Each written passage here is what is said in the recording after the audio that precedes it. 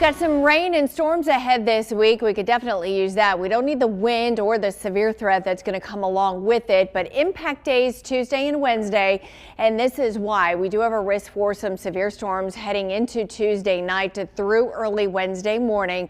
There's an enhanced risk to our west, and so that's where we're likely going to see some of those severe storms. A little bit less or lower of a threat once you get into Alabama, but it's still a level 2 out of 5, as many of us are under a slight risk for severe storms. Let's talk impacts, though. There's a high risk. Everybody's going to see some heavy rain and storms and some strong wind, too. Just the gradient winds in general are expected to gust 40 and 50 miles an hour. There's a medium threat, though, that some of those severe storms will carry a damaging straight line wind risk. And there is the possibility that we could have a tornado or two, but that threat is fairly low. Let me show you the futurecast. And so we expect the worst of the weather to start to move into West Alabama between about 5 and 7 o'clock along the I-65 corridor around 9 or 10 o'clock tomorrow night, and then really exiting the state by 1 or 2 a.m. in the morning heading into early on Wednesday. So here's kind of a little bit of a more detailed breakdown of the timing for the worst of the storms and the threat for severe.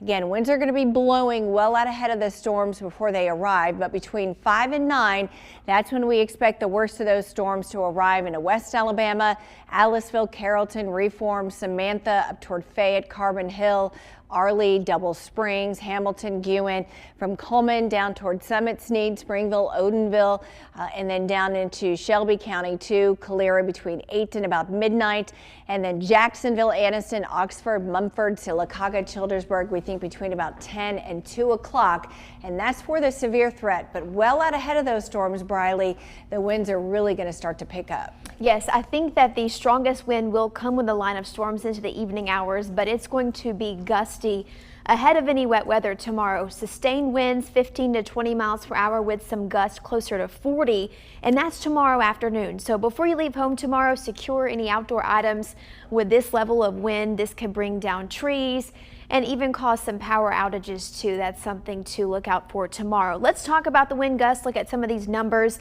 This is at noon. Most places gusting above 30 miles per hour. And then as we head into the afternoon hours, we're gusting closer to 45, especially across North Alabama. Some of the ridge tops could see some higher gusts.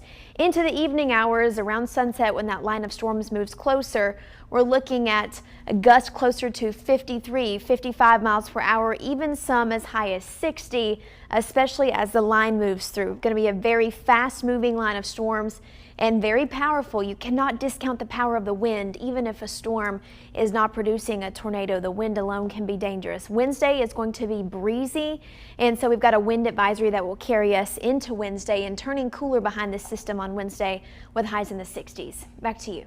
All right.